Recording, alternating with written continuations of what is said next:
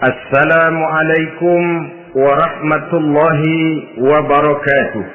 Waalaikumsalam warahmatullahi wabarakatuh. Bismillahirrahmanirrahim. Alhamdulillahi rabbil alamin. Wassalatu wassalamu ala ashrafil anbiya'i wal mursalin, sayyidina wa maulana Muhammadin wa ala alihi wa ashabihil mujahidin at-tahirin, amma ba'du. Saudara-saudara kaum muslimin rahimakumullah, agama mengajarkan bahwa di dalam melaksanakan segala macam pekerjaan hendaklah dilaksanakan dengan penuh hati-hati dan perhitungan. Dikatakan dalam pepatah, fit ta'annis salamah wa fil ajalatin nadamah. Di dalam keberhati-hatian itu ada keselamatan, dan di dalam sikap tergesa-gesa, di dalam sikap terburu-buru biasanya mengandung penyesalan. Tetapi ada 5 perkara yang malah memang harus dikerjakan secara buru-buru. Apa yang 5 perkara itu? Pertama, mengubur jenazah. Tidak baik kalau jenazah itu disemayamkan sampai 2-3 hari di rumah. Dan yang lebih baik mengubur jenazah itu adalah di tempat di mana dia meninggal. Contohnya adalah baginda Nabi. Beliau kelahiran Mekah. Beliau wafat di Madinah, maka di Madinah itulah beliau dimakamkan dan bukan di kota Mekah. Karena prinsipnya agama menginginkan kemudahan dan tidak menginginkan kesukaran. Hal kedua yang harus dikerjakan dengan segera ialah mengawinkan anak perempuan. Apabila kita mempunyai anak perempuan, sudah sampai usianya untuk memasuki ambang pintu pernikahan, dan dia sudah minta untuk dinikahkan, maka segeralah orang tua menikahkannya atau mengawinkannya. Sebab biasanya anak perempuan, apalagi di zaman sekarang, kalau tidak segera dikawinkan oleh orang tuanya, dikhawatirkan dia akan kawin sendiri. Dan itu tentu akhirnya akan merepotkan kedua orang tuanya. Hal ketiga yang harus dikerjakan dengan segera dan buru-buru ialah membayar hutang. Apabila kita sudah berhutang kepada seseorang dan sudah ada uang untuk membayarnya, bersegeralah untuk membayar.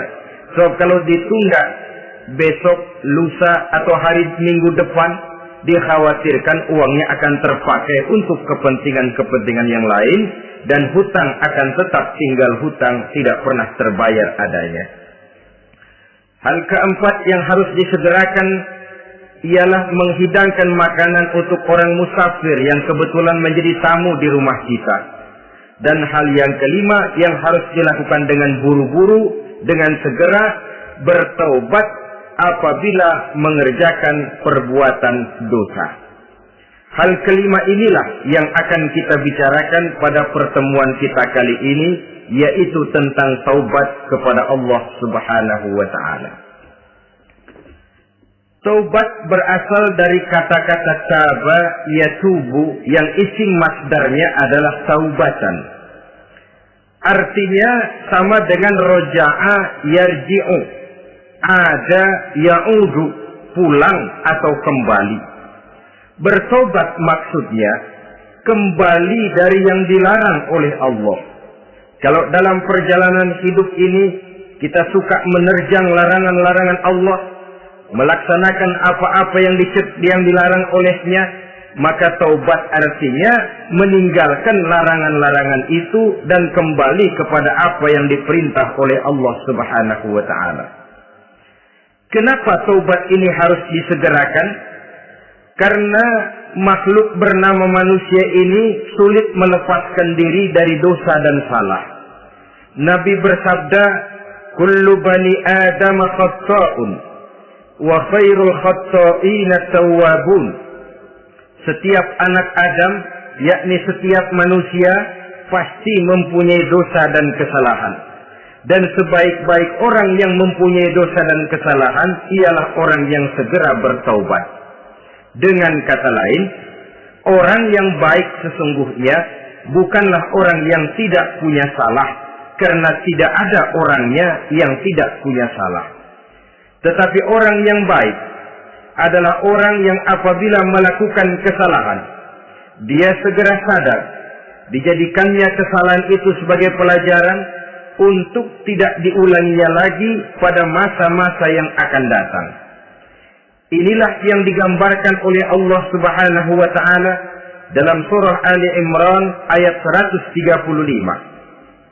Wallazina idza fa'alu fahishatan, dan orang-orang yang apabila mereka terjatuh ke dalam perbuatan dosa, au zalamu anfusahum, atau berbuat zalim kepada diri mereka sendiri, zakarullaha fastaghfaru li dzunubihim, mereka segera ingat kepada Allah dan memohon ampun terhadap dosa yang pernah mereka kerjakan.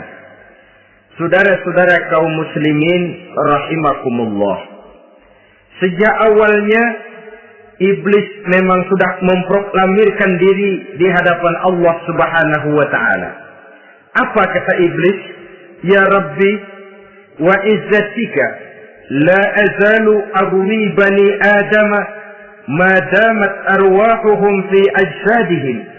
Ya Allah, demi kemuliaan-Mu saya bersumpah, kata iblis, saya akan selalu memperdayakan anak-anak Adam. Saya akan selalu menggoda manusia selama ruh mereka masih ada di dalam jasad mereka. Jadi selama ruh masih ada di dalam jasad, selama itulah iblis akan selalu berusaha menggelincirkan manusia untuk jatuh ke tempat salah dan ke tempat-tempat dosa. Tetapi kemudian Allah juga memberikan jaminan. Allah menjawab proklamasi iblis ini, wa izzati wa jalali ya mal'un la azalu aghfiru lahum mastaghfaru. Demi kehormatanku, demi kemuliaanku, hai mal'un, hai yang terkutuk, hai iblis, kalaupun engkau selalu memperdayakan manusia, kalaupun engkau selalu menipu dan menggoda mereka sepanjang ruh mereka masih ada di dalam jasad, aku akan senantiasa memberikan ampun kepada mereka sepanjang mereka memohonkan ampun kepadaku. Inilah jaminan dari Allah Subhanahu wa ta'ala. Saudara-saudara kaum muslimin rahimakumullah, oleh karenanya apabila kita berbicara tentang taubat, artinya kita berbicara tentang tingkah laku kita dalam kehidupan sehari-hari. Apa yang harus kita lakukan untuk sempurnanya satu taubat? Pertama, menyesal terhadap dosa yang pernah kita lakukan. Kadang-kadang ada juga orang bertaubat, tapi bukan nyesal terhadap dosa yang dia kerjakan, malah puas katanya. Dia ngomong sama teman-temannya, saya dulu zaman muda sudah kenyang judi, kenyang zina, kenyang mabuk-mabukan, sudah puas. Sekarang tinggal benernya saja, saya sudah taubat. Taubatnya sih bagus, tapi puasnya itu yang jelek. Kenapa harus dikatakan puas? Bukan puas, menyesal. Menyesal saya dulu. Kenapa hanyut terjebak dosa? Kenapa tenggelam di meja judi? Kenapa tenggelam di minum-minuman keras? Kenapa hanyut kepada perbuatan munkar dan maksiat? Saya menyesal sekali. Menyesal diperintah dan bukan malah puas. Dari rasa menyesal ini nanti timbul hal yang kedua, yaitu berniat tidak akan mengulangi lagi perbuatan dosa. Kalau menyesal tapi masih diulangi lagi, itu belum taubat yang sebenarnya. Saya kapok, menyesal, tidak mau minum minuman keras lagi. Besok tidak ada minuman keras, malah pusing. Nyari ke sana kemari. Itu belum taubat yang sebenarnya. Jadi setelah menyesal, berniat tidak akan mengulangi lagi perbuatan dosa itu. Kalau menyesal tapi masih diulanginya lagi, itu sama saja dengan main-main. Saudara-saudara kaum muslimin rahimakumullah, Barangkali itu yang orang namakan dengan taubat sambal namanya. Kita kalau makan nasi pakai sambal, pedesnya bukan main, repot, marah, ngomel. Gila, sambal pedes bukan main, tobat sama sambal. Tobat sama sambal katanya. Tapi 2-3 hari kemudian dia makan lagi, nggak ada sambal, nyari. Kemarin sudah tobat, 2 hari kemudian malah nyari. Ini bukan taubat yang sebenarnya. Penyesalannya tidak diiringi dengan berniat untuk tidak mengulangi perbuatan dosa itu selama-lamanya. Saudara hadirin, kita sudah taubat, tidak mau lagi minum minuman keras. Datang teman, minum ya. Nggak mau. Kenapa? Saya sudah taubat. Yang benar. Benar. Kalau dibayarin, udah. Jadi rupanya taubatnya itu cuma karena nggak ada yang bayarin. Begitu datang yang bayarin, berangkat lagi. Itu belum lagi merupakan taubat yang sebenarnya. Begitu juga kita taubat dari meja judi. Pada waktu sudah buras, bangkrut, habis-habisan, mungkin menyesal, mungkin bertobat. Inilah akibatnya judi, rumah tangga berantakan, harta buras, anak terlantar, uang tidak ada. Tobat, saya tidak mau lagi-lagi tenggelam di meja judi. Pada saat kondisinya bangkrut, itu yang diucapkan. Tapi 2-3 hari, 4-3 minggu, 1 bulan kemudian rezekinya banyak, makmur lagi, usahanya maju lagi, lupa lagi dia kepada ucapan sebelumnya, akhirnya sedikit demi sedikit tenggelam kembali di meja judi. Ini pun belum merupakan taubat yang sebenarnya. Jadi untuk sempurnanya taubat, yang pertama menyesal terhadap dosa yang telah dilakukan, yang kedua berjanji tidak akan mengulangi lagi, kemudian yang ketiga meninggalkan perbuatan jahat itu untuk selama-lamanya. Dengan kata lain, kalau memang taubat tidak mau minum lagi, talak 3 itu minuman keras. Kalau memang niat tidak akan berjudi lagi, talak 3 itu segala macam bentuk perjudian, meninggalkan perbuatan jahat. Yang keempat, menunaikan semua fardu dan kewajiban. Sebab barangkali pada saat kita tenggelam dalam dosa, perintah-perintah Allah, jangankan yang sunnah, yang wajib saja sering kita lalaikan. Maka apabila diri telah berniat melaksanakan taubat, maka tunaikan semua kewajiban yang disyariatkan oleh agama kepada kita. Yang kelima, meminta halal kepada para lawannya dengan termasuk mengembalikan hak milik orang lain. Ini kalau menyangkut hukukul adamiyin atau hak-hak manusia. Jadi kalau kita berdosa kepada sesama manusia, Allah belum akan menerima taubat kita kalau kita belum minta maaf kepada yang bersangkutan. Adapun kalau kita sudah minta maaf tapi yang bersangkutan tidak mau memberikan maaf, itu urusan dia kepada Allah. Urusan kita adalah meminta maaf kepada yang bersangkutan. Hal yang keenam, mendidik atau melatih diri untuk bertaat kepada Allah. Sebagaimana kita dulunya telah melatih diri, memperturutkan diri untuk berbuat durhaka. Lalu memperbaiki yang dimakan dan yang diminum. Itu juga merupakan ciri dari orang-orang yang melaksanakan taubat kepada Allah Subhanahu wa ta'ala. Kemudian apalagi memperbanyak istighfar di dalam kehidupan. Disabdakan oleh Nabi, inna likulli da'in dawa'un wa dawa'u dzunubi al-istighfar. Sesungguhnya segala macam penyakit tentu ada obatnya, dan obat dari segala macam dosa adalah istighfar. Saudara-saudara kaum muslimin rahimakumullah. Jadi kalau yang terdahulu merupakan perbuatan-perbuatan konkret, maka yang terakhir ini taubat dalam bentuk ucapan berupa memperbanyak istighfar, memohonkan ampun kepada Allah Subhanahu wa ta'ala. Mari kita lihat. Dalam teladan hidup kita, manusia yang hatinya paling bersih, tidak lain adalah Rasulullah sallallahu alaihi wasallam. Beliau sudah mendapat jaminan ampun dari seluruh dosa. Liyaghfir lakallahu ma taqaddama min dzambika wa ma ta'akhkhar, kata Allah.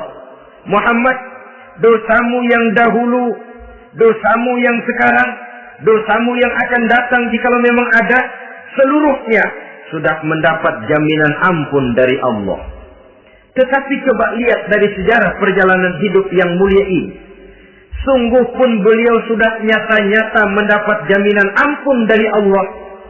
Beliau mengatakan, ayyuhan nas, tubu ilallah, fa inni atubu fil yaumi mi'ata marrah.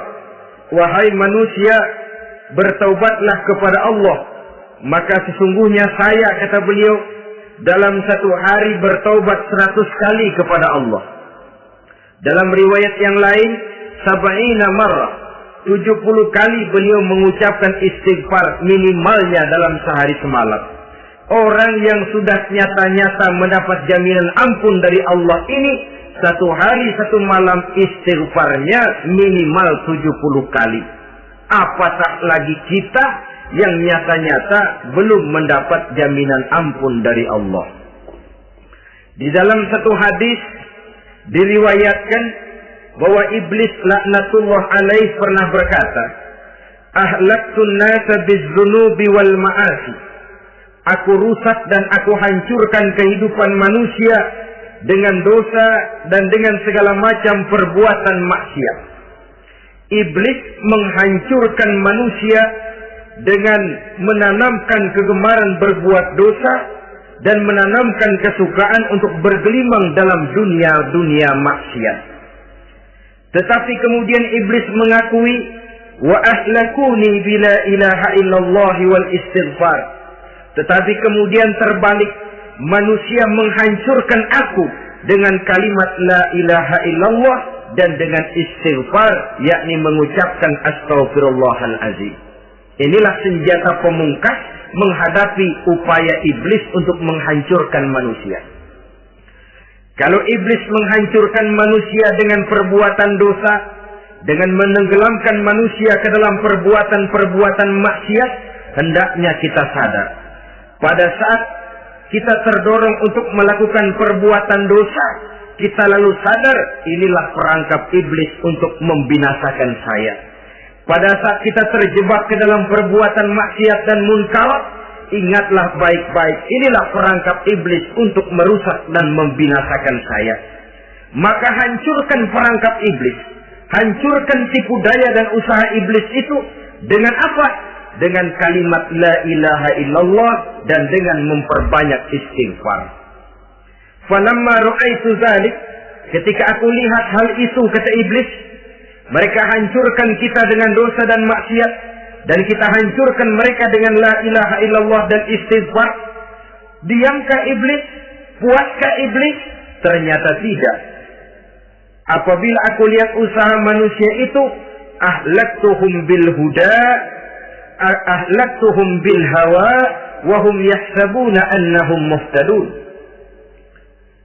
Apabila mereka hancurkan aku dengan la ilaha illallah dan istighfar, maka aku kembali menghancurkan mereka dengan mempergunakan hawa nafsu, sehingga mereka menyangka bahwa mereka adalah orang-orang yang mendapat petunjuk.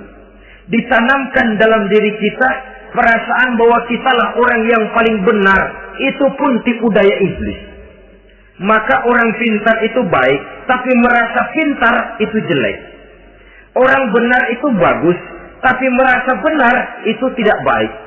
Karena biasanya orang kalau sudah merasa benar, lalu cenderung untuk menganggap orang lain tidak benar.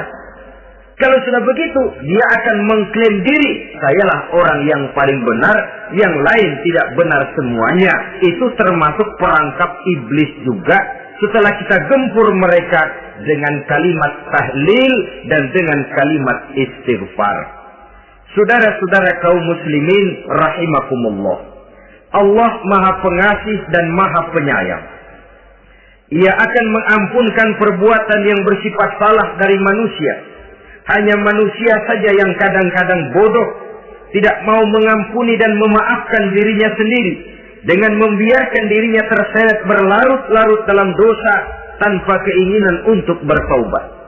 Sepanjang nafas belum sampai di tenggorokan, sepanjang matahari masih terbit di sebelah timur dan terbenam di sebelah barat, sepanjang itu Allah masih akan menerima taubat seorang hamba. Innallaha yaqbalu taubatal abdi ma lam yugharghir.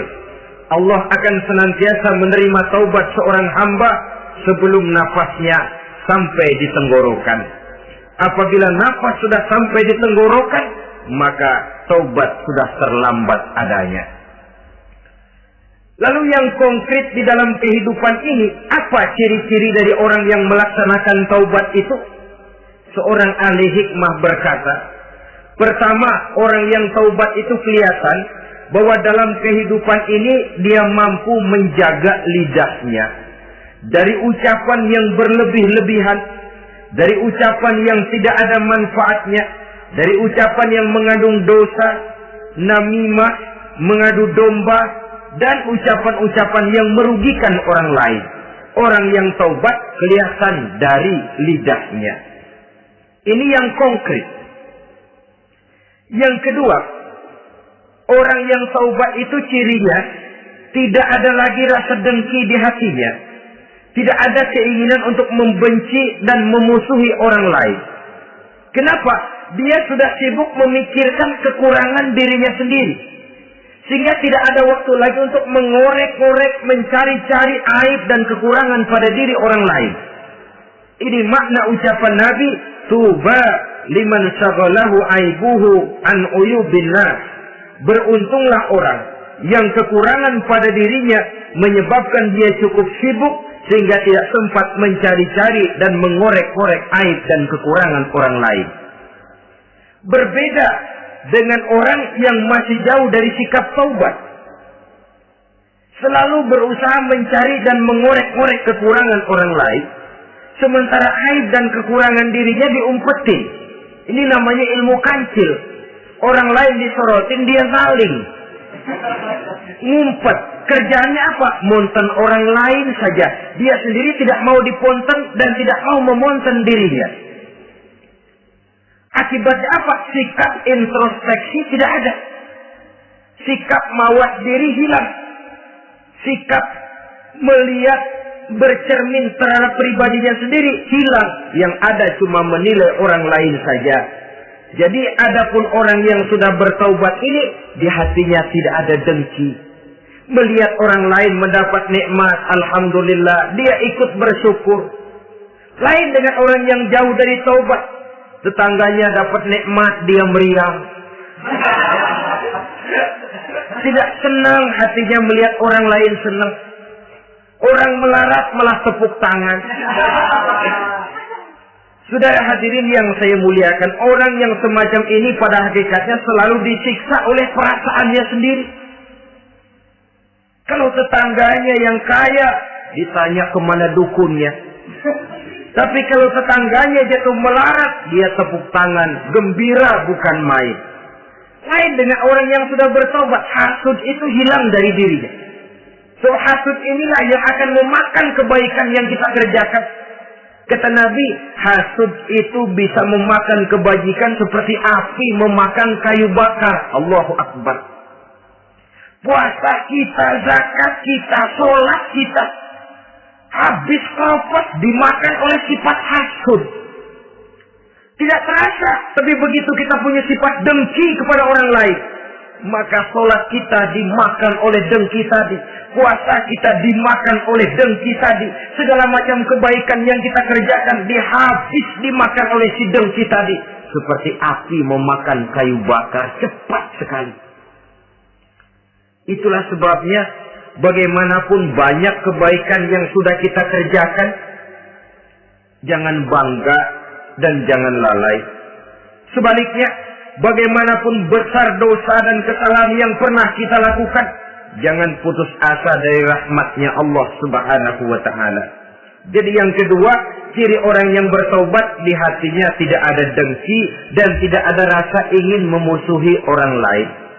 Dia berhadapan dengan setiap orang dengan modal husnuzon, baik sangka kepada Allah. Tidak a priori.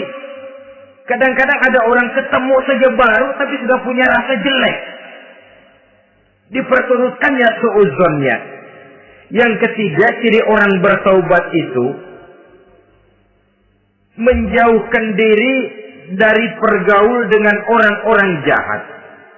Sebab kita tahu bahwa pergaulan sangat besar pengaruhnya dalam ikut membentuk kepribadian manusia. Asyariku wa fi syarri syarrun. Bersekutu dengan kejahatan biasanya ikut jadi jahat. Walaupun secara langsung tidak melakukan kejahatan, tapi sudah termasuk dalam jamaah yang jahat juga namanya. Saudara-saudara kaum muslimin, bukan berarti orang yang taubat lalu tidak mau bergaul, itu juga mencerminkan keangkuhan diri. Bergaul dia bergaul, tetapi kepada orang-orang yang jahat, ia sekedar menghindarkan diri pergaulannya itu dari kejahatan yang bisa ditimbulkan oleh orang-orang jahat tadi. Ciri yang keempat dari orang yang bertaubat, dia mempersiapkan diri untuk menghadapi mati. Mempersiapkan diri. Sebagaimana kita tahu, kalau kita akan pergi ke luar kota, tentu kita membawa bekal. Makin jauh perjalanan, makin banyak bekal yang harus kita bawa. Hidup ini adalah perjalanan panjang yang kita juga memerlukan bekal dalam kehidupan. Orang yang bertobat, orang yang mempersiapkan diri untuk menghadapi maut dan menghadapi hari-hari sesudah maut itu datang. Menghadapi kehidupan di alam barzakh, menghadapi kehidupan di alam akhirat dan selanjutnya. Dia mempunyai persiapan sehingga kapan maut datang dia sudah punya persiapan lebih dahulu.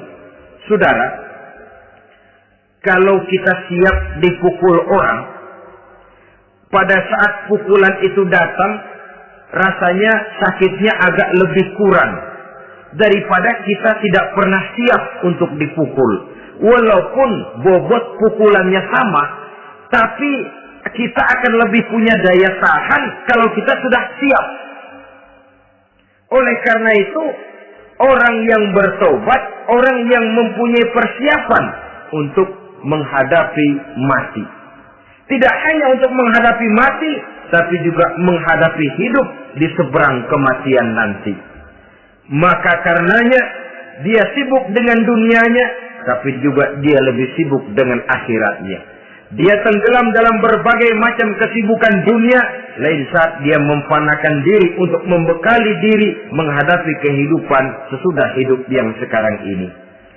Ciri-ciri ini tentu akan kelihatan dari gerak hidup seseorang. Saudara-saudara kaum muslimin rahimakumullah. Jadi dengan kata lain, kalau kita kembali kepada surah Ali Imran ayat 135 tadi, apabila dalam kehidupan terjebak kita kepada perbuatan dosa atau zalim kepada diri sendiri, zakarullah, segeralah mengingat Allah, fastaghfaru li dzunubihim, dan segera memperbanyak istighfar, memohon ampun kepada Allah Subhanahu wa taala, sebab dosa dalam Islam hanya bisa ditebus dengan taubat. Bukan dengan uang, bukan dengan beras, bukan juga dengan piagam. Dosa dalam Islam hanya bisa ditebus dengan melaksanakan taubat kepada Allah. Dan untuk bertaubat tidak usah ngulur waktu. Besok saja, bulan depan saja, tahun depan saja, nanti saja kalau sudah agak sedikit tua. Ibarat diri kita ini kaca, kata Imam Ghazali, maka dosa adalah debu.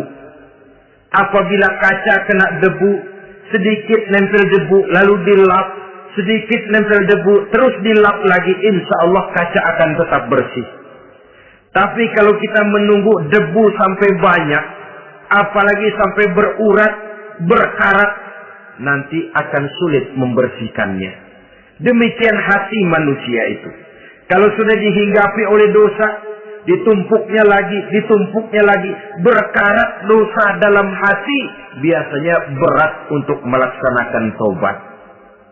untuk lebih meningkatkan pengertian kita tentang ciri dari orang-orang yang bertaubat, mari kita ikuti sebuah dialog yang pernah terjadi antara Rasul dengan para sahabat. Satu hari ketika sedang berkumpul dengan para sahabat, baginda Rasul bertanya, "Atadruna manit ta'ib?" Saudara-saudara, tahu nggak saudara-saudara, siapa sebenarnya orang-orang yang bertaubat itu? Macam-macamlah jawaban para sahabat, tapi yang jelas akhirnya mereka berkata, Allahu wa rasuluhu a'lam. Allah dan Rasulnya yang lebih tahu siapa sebenarnya orang yang bertaubat itu. Atas jawaban ini, baginda Rasul lalu menegaskan. Pertama, man taba wa lam yata'allamil ilma falaysa bita'ibin. Siapa orang yang mengaku bertaubat kepada Allah, lalu dia tidak mau mencari ilmu, tidak mau belajar, falaysa bita'ibin, maka dia belum termasuk orang yang bertaubat. Jadi di sini jelas bahwa bukan hanya dari dosa kita bertaubat, juga bertaubat dari kebodohan. Dalam arti tidak membiarkan diri kita bodoh terus menerus. Dengan bahasa anak sekarang, bodoh tapi betah.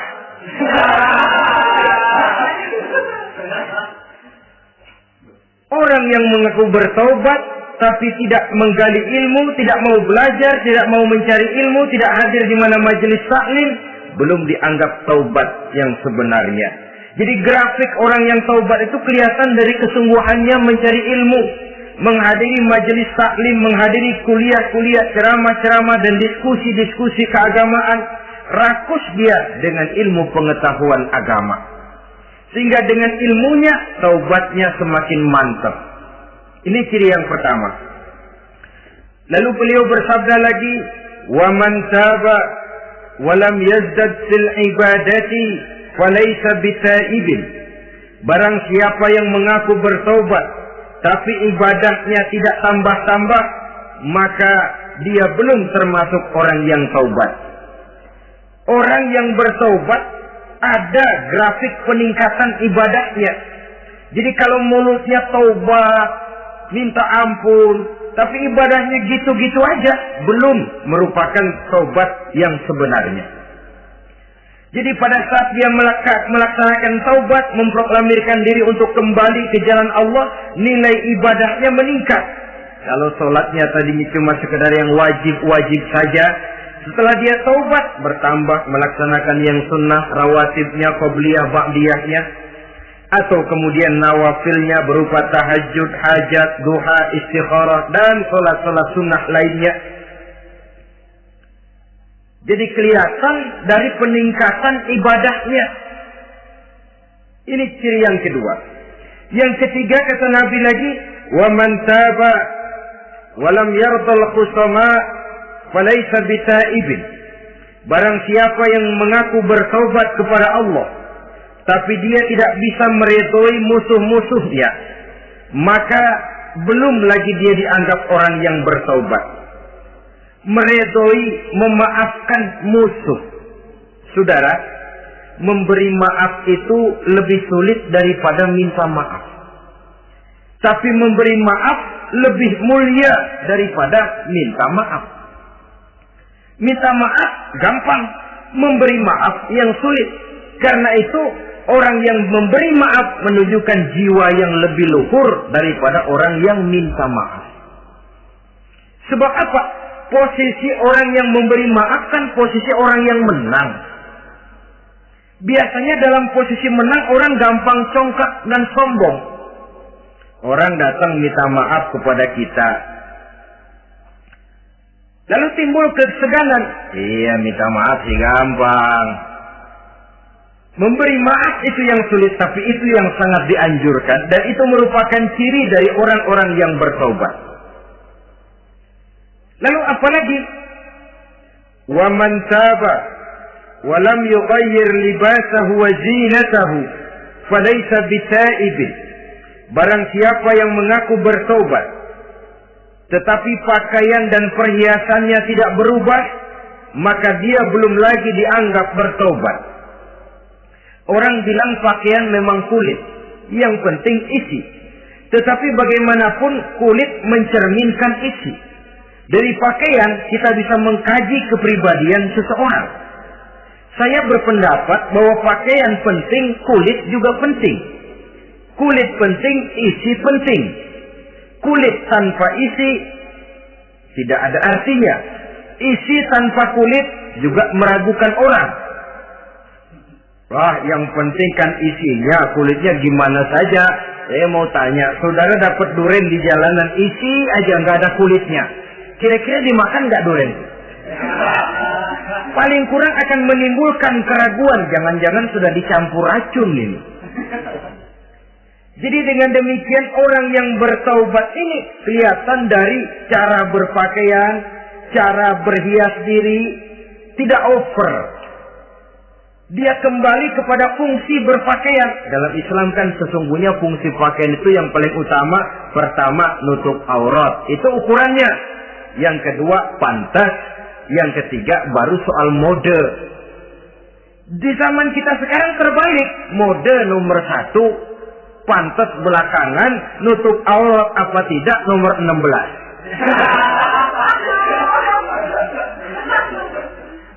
Kalau sudah mode, kita kekurangan pertimbangan. Ini buat saya pantas apa tidak, ini menutup aurat apa tidak. Kita balik. Padahal fungsi berpakaian dalam Islam tujuan utamanya pertama nutup aurat. Biar modenya mutaakhir ciptaan Pierre Cardin sekalipun, kalau memang tidak nutup aurat, ya hukumnya masih belum berpakaian. Atau juga ukuran yang kedua, pantas. Yang orang lain pantas, kita pakai belum tentu kita pantas. Kita kadang-kadang kehilangan pertimbangan. Lihat iklan bintang film memakai pakaian yang begini bagus, lalu kita pakai saja.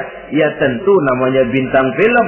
Kadang-kadang pakaian untuk show dipakai buat kondangan. Akhirnya habis sekampung orang nonton dia. Yang nggak pantas kok, nggak wajar. Saudara hadirin yang saya muliakan, orang yang bertobat kelihatan dari pakaian dan perhiasannya. Kalau sudah memakai perhiasan, ya sekedarnya saja. Tidak lalu dengan niat supaya orang tonton, supaya orang lihat, supaya orang tahu dia kaya, supaya timbul decak kagum, asal dia lihat orang lalu wah. Kalau sudah diwahi lalu senang. Saudara hadirin yang saya muliakan, kemudian kata Nabi lagi, wa man taba wa lam yubaddil ashabahu falaysa bitaibin. Siapa yang mengaku bertaubat tapi pergaulannya dari itu ke itu saja, seperti itu juga tidak mengalami perubahan, maka dia belum lagi dianggap bertaubat. Kalau taubat kita dari judi, jangan bergaul lagi dengan penjudi. Dalam arti jangan berkumpul di majelis judi. Saya sih udah tobat nggak main judi, tapi ngumpulnya di situ terus. Ya bagaimana? Pada akhirnya toh akan terseret juga. Saudara hadirin yang saya muliakan, jadi dengan demikian lingkungan juga sangat besar pengaruhnya dalam kriteria orang yang bertaubat. Selanjutnya Nabi bersabda, "Wa man taba walam yughayyir khuluquhu falaysa bitaibin." Siapa yang mengaku bertaubat tapi akhlaknya, budi pekertinya tidak mengalami perubahan, maka orang itu pun belum dianggap bertaubat. Ini juga konkret. Orang yang bertaubat kelihatan dari akhlaknya.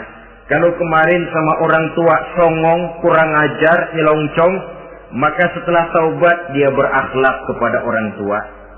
Kalau kemarin kepada anak muda menindas, tidak senang kepada anak muda yang maju, setelah dia taubat dia bisa menyayangi kepada anak-anak muda. Akhlak ini lain dengan adat, istiadat. Adat biasanya hanya memandang yang lahir, sedangkan akhlak zahir batin dipandang. Contoh, seorang anak muda kalau lewat di depan orang tua membungkukkan badan, menurut adat dia sudah sopan. Tapi menurut akhlak belum tentu berakhlak. Tergantung kepada niatnya apa membungkukin badan. Permisi apa ngina. Kan mungkin saja orang membungkukan badan lewat di depan aki-aki karena menghina sebab aki-aki itu badannya udah bungkuk. Jadi gerakan zahir yang baik yang diiringi dengan niat yang baik itulah cerminan daripada akhlak. Kalau adat terlepas dari soal niat, asal zahirnya sudah oke, menurut adat, oke dia beradat. Niatnya apa?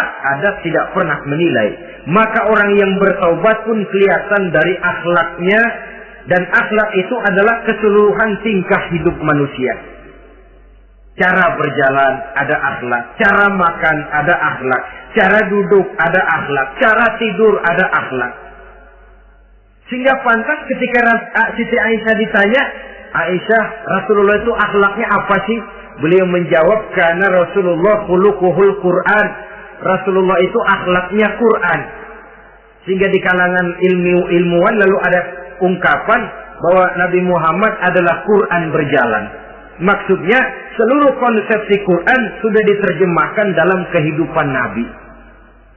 Maka tidak heran kalau Islam mengatur kehidupan manusia sejak yang sekecil-kecilnya sampai yang sebesar-besarnya. Cara berpakaian ada akhlaknya, kan begitu toh dalam Islam. Saudara diri di depan kaca, ngaca, ada akhlaknya, ada bacaannya. Allahumma kama hasanta khalqi fahassin khuluqi. Sampai saudara masuk ke dalam WC sekalipun ada akhlaknya. Karena akhlak adalah keseluruhan gerak hidup manusia. Orang yang bertobat kelihatan dari perubahan akhlaknya. Kemudian beliau bersabda, "Wa man taba wa lam yatwi firashahu wa bisaqahu falaysa bisaibin." Siapa orang yang mengaku bertaubat tetapi dia tidak menggulung tempat tidur dan spraynya, maka dia belum dianggap bertaubat. Ini bahasa kinayah. Menggulung spray, melipat tempat tidur artinya lebih banyak ibadahnya daripada tidurnya. Kalau ngaku taubat tapi sehari 24 jam, 22 jam tidur, cuma 2 jam ibadah, ya belum mencapai kriteria itu. Dengan kata lain, orang apabila sudah memproklamirkan diri untuk taubat, menyingsingkan lengan baju, melipat spray, menggulung tempat tidur. Bukan berarti dia tidak tidur-tidur, tetapi bersiap diri untuk melaksanakan ibadah yang pada saat dia terjebak dalam dosa, sudah banyak ibadah yang ditinggalkannya. Saudara-saudara kaum muslimin rahimakumullah. Kemudian beliau bersabda pula, "Wa man taba wa lam yatasaddaq falaysa bisaibin." Barang siapa yang mengaku bertobat, kemudian dia tidak menyedekahkan karunia yang diberikan Allah kepadanya, maka taubatnya belum lagi dianggap taubat yang sebenarnya. Faman istabana minal 'abdi hadhihi al-khisal fahuwa taibun haqqa. Apabila nyata tanda-tanda ini pada diri seorang hamba, maka barulah taubatnya dinamakan taubat yang sebenarnya. Jadi untuk taubat itu ada 2 jalan yang bisa kita tempuh. Pertama, taubat dengan lisan. Taubat dengan ucapan. Dalam artian apa? Memperbanyak istighfar. Istighfar yang mana? Yang mana yang mungkin saja. Kalau waktunya sempit, ya istighfar yang pendek-pendek. Astaghfirullah, astaghfirullah, astaghfirullah. Mau yang lebih panjang, astaghfirullahalazim, allazi la ilaha illa huwal hayyul qayyum wa atubu ilaih min jami'il ma'asi waz zunub, la haula wala quwwata illa billahil aliyyil azim. Ada waktu yang lebih panjang lagi membaca sayyidul istighfar. Tiap kali berbuat jahat, tiap kali diiringi dengan istighfar. Nah, ini yang bisa runtuh dengan istighfar ini dosa apa? Dosa yang ringan, dosa yang biasanya dilakukan oleh panca indera kita. Mata ini dosa mata, insya Allah bisa runtuh dengan istighfar. Ngelihat yang haram, cepat nunduk, astagfirullah. Habis nunduk jangan ngeliatin lagi.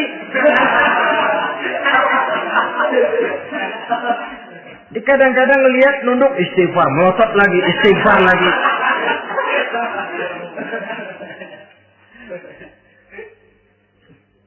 Saudara hadirin yang saya muliakan, kata Imam Ali, nazratul ula laka wasaniyatu alaika. Ini dalam menjaga masa pandangan pertama rezekimu.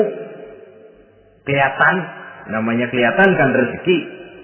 Pandangan pertama rezekimu, ulangannya dosamu. Ulangannya ini yang bisa membawa dosa.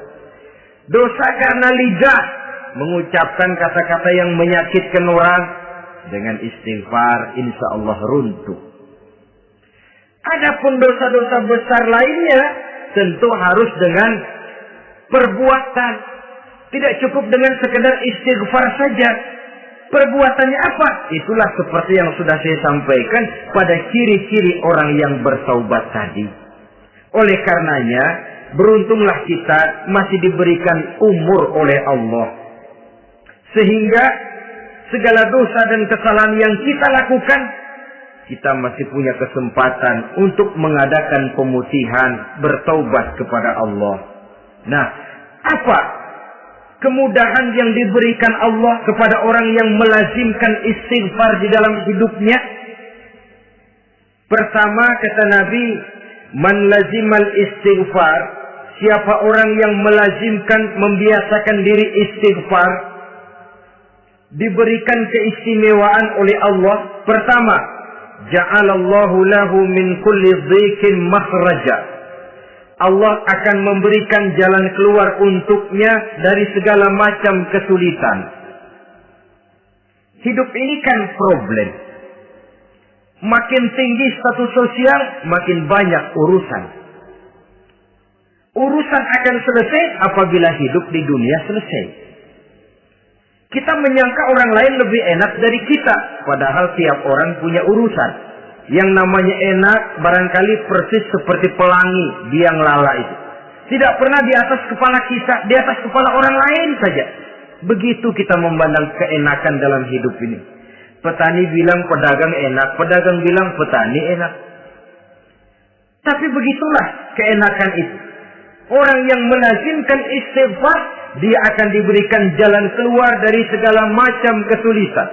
Menurut perhitungan otak, didler, buntu, tidak sanggup lagi, entah bisa terwujud dan terlaksana. Allah memberikan jalan keluar dari segala kesulitan. Saudara, kalau Allah sudah memberikan jalan keluar dari kesulitan, siapa lagi yang bisa bikin sulit kita? Kalau Allah yang memberikan jalan keluar, everything is running well, katanya. Semua urusan bisa jalan dengan lancar. Tapi tanpa istighfar, jauh kita dari Allah. Jalan yang sudah lapang pun bisa jadi sempit. Urusan yang sudah nyata akan selesai pun bisa jadi menjelimet. Dan jalan yang tadinya tidak berliku-liku pun bisa berliku-liku. Ini faktor yang di luar perhitungan matematis. Kita tidak mampu, Allah Maha mampu. Menurut akal kita tidak mungkin. Kalau Allah mau, tidak ada yang tidak mungkin. Saudara-saudara, ini fasilitas pertama. Orang yang gemar istighfar diberikan jalan keluar dari segala macam kesulitan. Yang kedua, wa min kulli hammin faraja, diberikan kegembiraan dari setiap kesusahan yang dihadapinya. Ada saja faktor-faktor yang mendatangkan kegembiraan, yang mendatangkan refreshing di dalam kehidupannya. Sehingga dia tidak lalu merasa jalannya buntu, tidak merasa kesulitannya tidak pernah terselesaikan. Dan yang ketiga, fasilitas yang diberikan Allah kepada orang yang gemar istighfar, wa razaqahu min haitsu la yahtasib. Allah akan memberikan kepada mereka rezeki dari jalan yang tidak pernah mereka sangka-sangka. dari jalan yang tidak pernah mereka perkirakan sebelumnya. Saudara-saudara kaum muslimin rahimakumullah. Inilah fasilitas ketiga yang diberikan Allah kepada orang yang gemar istighfar. Rizkinya datang dari jalan yang tidak disangka-sangka. Sebab rizki ini juga termasuk hal gaib. Dan jangan lupa, ar-rizqu bimakna al-ata hissiyan kana au ma'nawiyan.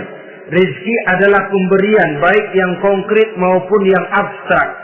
Kita sering membatasi pengertian rizki, maka rezeki kita jadi sering terbatas. Menurut kita kan yang namanya rezeki cuma duit saja. Kalau bukan duit, bukan rezeki. Padahal semua karunia Allah itu rezeki. Umur, rezeki. Istri, rezeki. Anak, rezeki. Pangkat dan jabatan, rezeki. Termasuk duit juga rezeki. Tapi dalam kebiasaan kita, rezeki cuma duit. Begitu duit berat, kita anggap rezeki macet. Maka akhirnya kita tidak bersyukur kepada Allah. Padahal mungkin di sektor duit macet, tapi rezeki dari segi lain, ilmu barangkali tambah, wibawa naik, pangkat naik, anak tambah, itu juga merupakan rezeki. Saudara-saudara kaum muslimin rahimakumullah, orang yang gemar istighfar ini diberikan rezeki dari jalan yang tidak disangka-sangkanya. Dibukakan perbendaharaan Allah untuknya. Sehingga rezekinya datang dari cara yang tidak disangka-sangka. Allah Maha Kaya.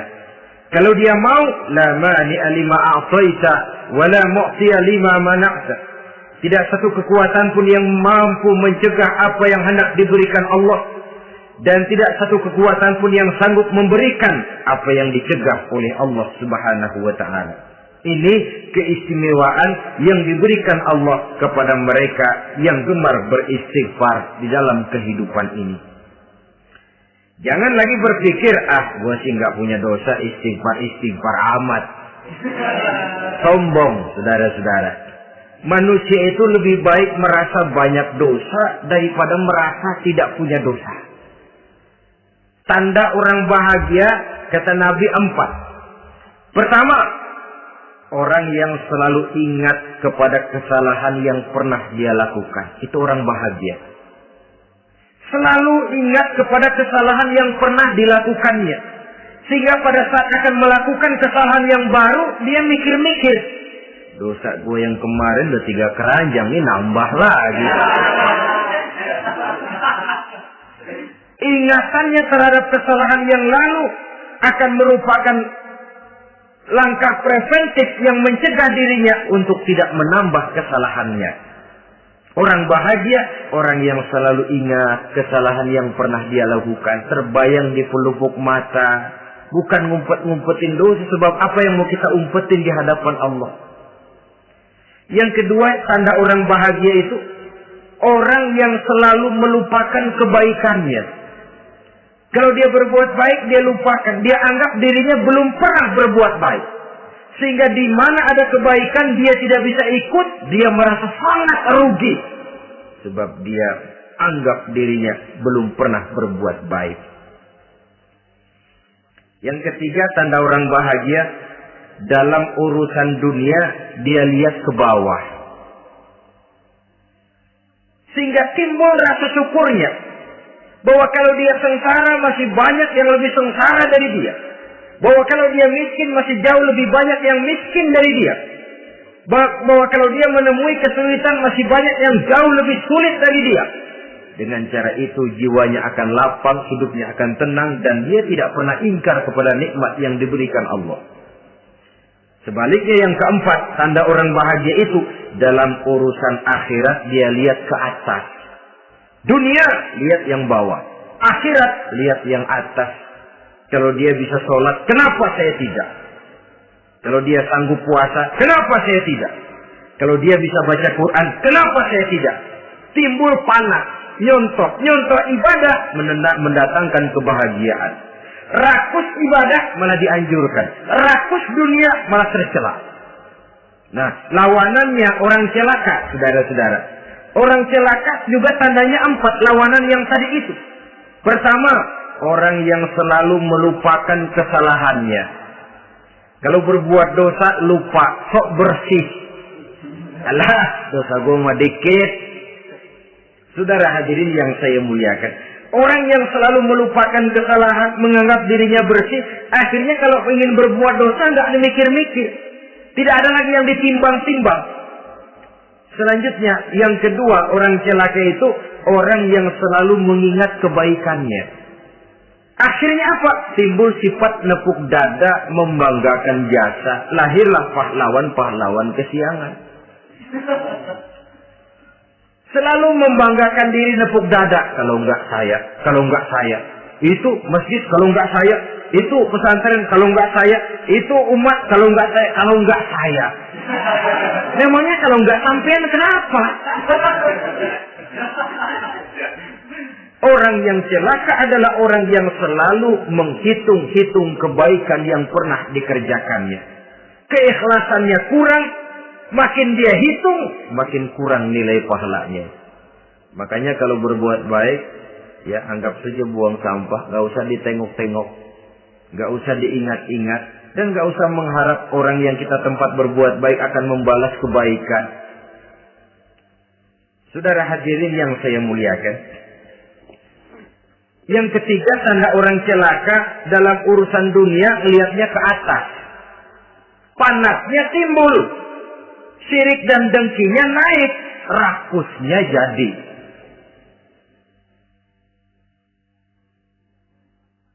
Timbul sifat panasnya itu. Tidak mau ngerti. Kalau tetangga saya bisa beli kulkas, kenapa saya tidak? Kalau tetangga saya bisa beli motor, kenapa saya tidak? Kalau tetangga saya bisa beli mobil, kenapa saya tidak? Gaji nggak cukup, tuyul piara.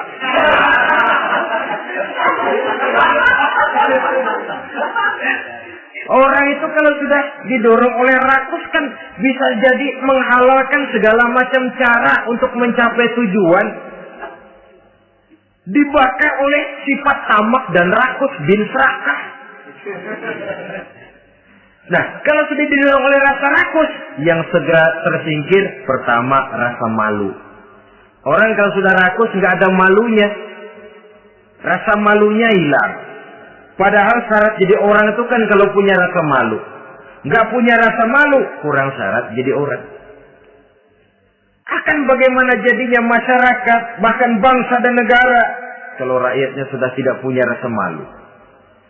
Yang kedua, rasa takut hilang, terutama takut kepada Allah. Sirna sama sekali. Sudah tujuan menghalalkan cara. Yang keempat, tanda orang celaka dalam urusan akhirat, lihatnya malah ke bawah. Kenapa kamu enggak sholat? Itu bapak anu yang tuaan, enggak, saya enggak lagi. Kenapa ngelihatnya mesti kepada yang begitu? Sehingga lalu tidak ada gairah untuk mencontoh. Saudara-saudara kaum muslimin rahimakumullah, walaupun serba singkat oleh karena terbatasnya ruang pembicaraan ini, mudah-mudahan bisa memberikan gambaran sepintas tentang ciri-ciri orang yang bertaubat. Dengan harapan, marilah kita menjadi orang yang bertaubat sebenarnya dengan ciri menyesal terhadap dosa yang pernah kita lakukan, meninggalkan perbuatan jahat, dan berjanji tidak akan mengulangi lagi perbuatan jahat itu. Kalau dia menyangkut hak-hak manusia, maka hak itu harus kita kembalikan, dan kepada yang bersangkutan kita harus meminta maaf. Apabila ditambah dengan kegiatan lisan, memperbanyak istighfar dalam kesempatan yang mungkin di sepanjang perjalanan hidup ini. Ini sajalah yang kita bicarakan pada pertemuan kali ini. Terima kasih atas segala perhatian.